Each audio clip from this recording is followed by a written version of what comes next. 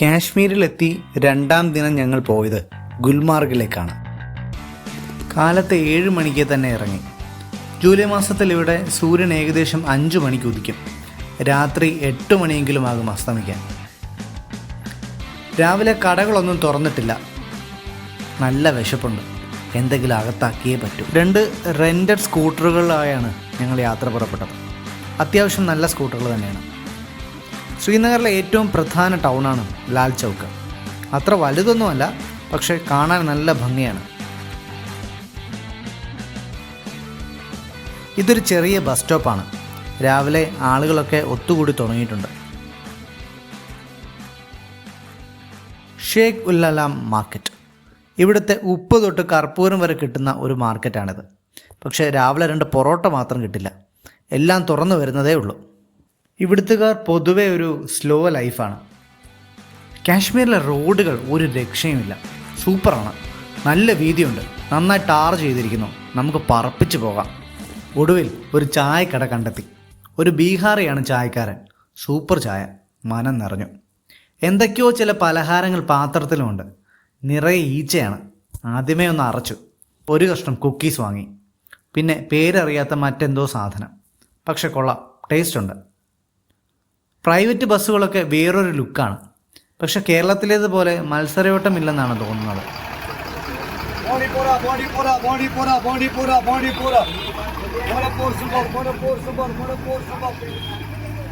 ശ്രീനഗറിൽ നിന്നും ഗുൽമാർഗിലേക്ക് 51 കിലോമീറ്റർ ദൂരം, ഏതാണ്ട് 1.5 മണിക്കൂർ യാത്ര. പക്ഷേ റോഡ് നല്ലതായതുകൊണ്ട് സ്മൂത്ത് ജേണിയാണ്. നല്ല വെയിലുണ്ടാകും, പക്ഷെ ചൂട് കുറവായിരിക്കും. വീടുകളൊക്കെ ഒരു പ്രത്യേക ഡിസൈനാണ്. മുകൾ ഭാഗം ഇരുമ്പ് ഷീറ്റ് കൊണ്ടുള്ള കൂരകളാണ്. ശൈത്യകാലത്ത് സ്നോഫാൾ ഉണ്ടാകുന്ന സ്ഥലങ്ങളാണിതൊക്കെ. അത് നീക്കം ചെയ്യാനുള്ള എളുപ്പത്തിനാകും ഇങ്ങനെ ചെയ്തിരിക്കുന്നത്.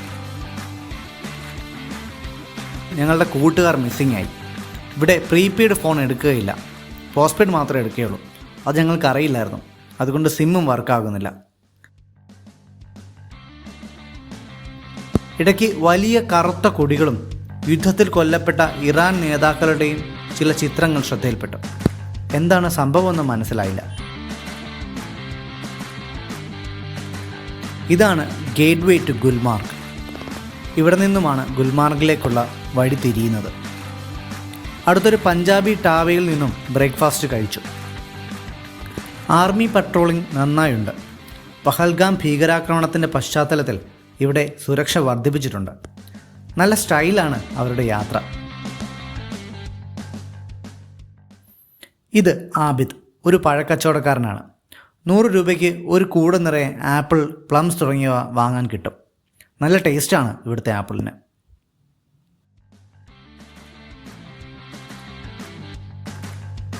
ഒടുവിൽ കളഞ്ഞുപോയവരെ തിരികെ കിട്ടി. അവർ വഴിയിൽ വെച്ച് ഒരു കാശ്മീരിയെ പരിചയപ്പെട്ടത്രേ. അയാൾ മലയാളം സംസാരിച്ചുവെന്ന്. ഞങ്ങളത് തൽക്കാലം വിശ്വസിക്കേണ്ട എന്ന് കരുതി.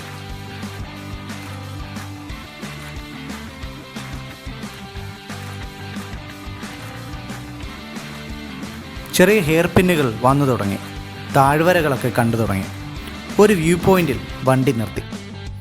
ഒരു മനുഷ്യൻ എന്തോ ഒരു പലഹാരവുമായി ഞങ്ങളുടെ അടുത്തേക്ക് വന്നു. കാശ്മീരി കുൽച്ച. കണ്ടിട്ട് നമ്മുടെ കൊപ്ര പോലെയുണ്ട്. അറച്ചറച്ച് ഒരെണ്ണം വാങ്ങി. ഹമ്മോ, അസാധ്യ ടേസ്റ്റ്. നാക്കും കൂടി ഇറങ്ങിപ്പോയി എന്ന് പറയണം.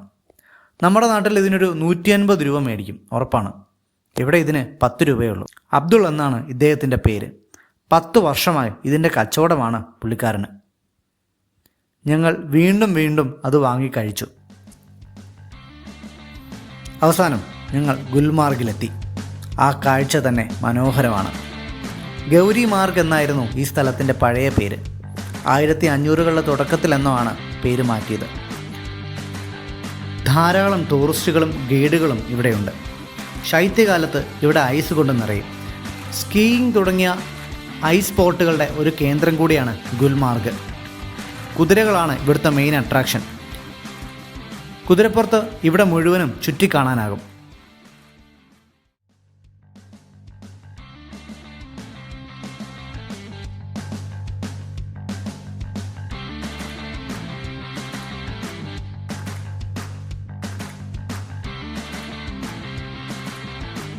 ഈ കാണുന്നതാണ് മഹാറാണി മന്ദിർ. പഴയ കാശ്മീർ രാജാവ് ഹരിസിംഗിൻ്റെ റാണിയാണ് ഇത് പണി കഴിപ്പിച്ചത്.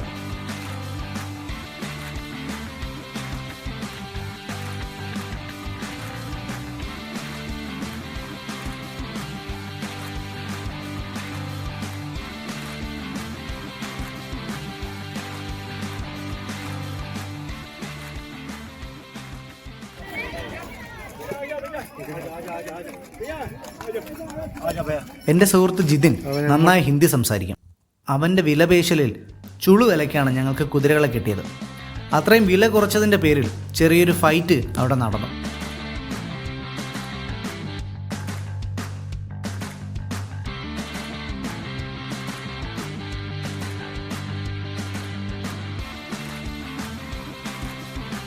കുതിരകൾ മുന്നോട്ട് നടന്നു. എൻ്റെ കുതിര ഒരു പ്രശ്നക്കാരനാണെന്ന സത്യം ഞാൻ തിരിച്ചറിഞ്ഞു. അവന് അനുസരണ തീരെയില്ല.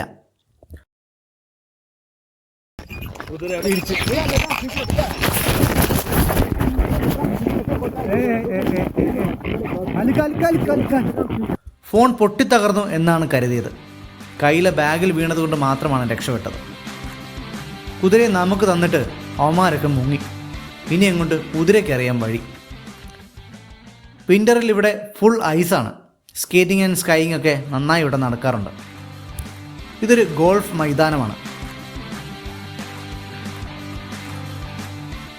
സ്ഥലം കാണാൻ കുതിരക്കാരൻ ഞങ്ങളോടൊപ്പം വന്നു.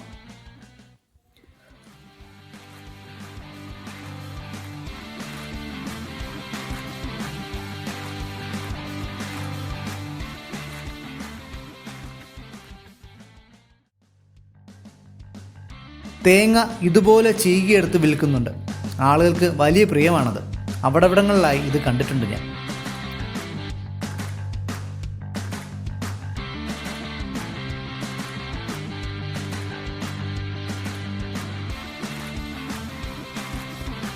കാശ്മീരി വസ്ത്രങ്ങളെടുത്ത് ഫോട്ടോ എടുക്കാനുള്ള ഒരു പോയിന്റ് ഉണ്ട് ഇവിടെ.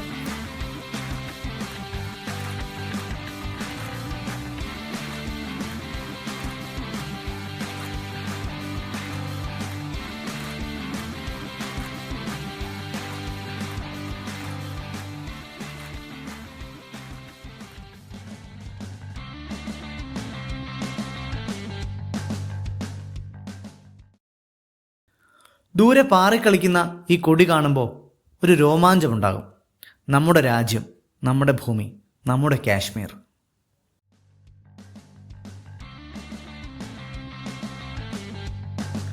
ട്വിൻസ് ആണെന്ന് തോന്നുന്നു. അവർ ജിതിനെ രൂക്ഷമായി നോക്കുന്നുണ്ടായിരുന്നു. അവൻ്റേത് ഒരു പക്ക ദ്രവീഡിയൻ ലുക്കാണ്. അത് കണ്ടുള്ള അത്ഭുതമായിരിക്കും അതെന്ന് ഞങ്ങൾ പരസ്പരം സംസാരിച്ചു. എൻ്റെ കുതിര ചില നിസ്സാര പരിക്കുകൾ എനിക്ക് ഏൽപ്പിച്ചു. എൻ്റെ കാലുകൊണ്ട് ഒരു കാറിൻ്റെ ടയറിൽ ഇടിച്ചു. ഒരു കമ്പിയിൽ ഉരച്ചു.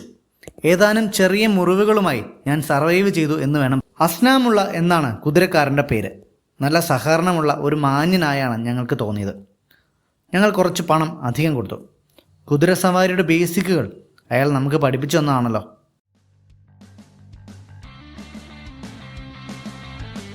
ആകെ മൊത്തം ഒരു കൗബോയ് ഫീലാണ്. The good bad and ugly എന്ന സിനിമയെ അനുസ്മരിപ്പിക്കുന്ന രീതിയിൽ.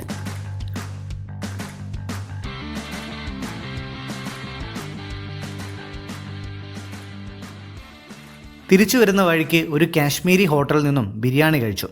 നൈസാണ്, വേറൊരു ടേസ്റ്റാണ്. നമ്മുടെ ബിരിയാണിയുമായി കാര്യമായ ബന്ധമുള്ളതായി തോന്നുന്നില്ല.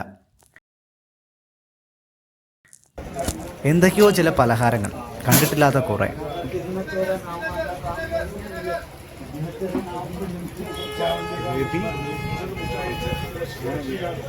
रोटी क्या रोटी है?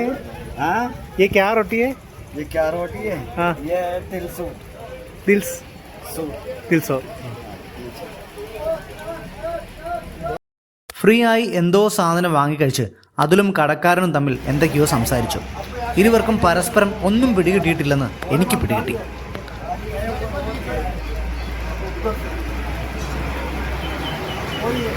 ഞങ്ങൾ ശ്രീനഗറിലേക്ക് തിരിച്ചു പുറപ്പെട്ടു.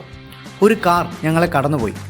രാവിലെ അതുൽ പറഞ്ഞ മലയാളം സംസാരിക്കുന്ന കാശ്മീരി.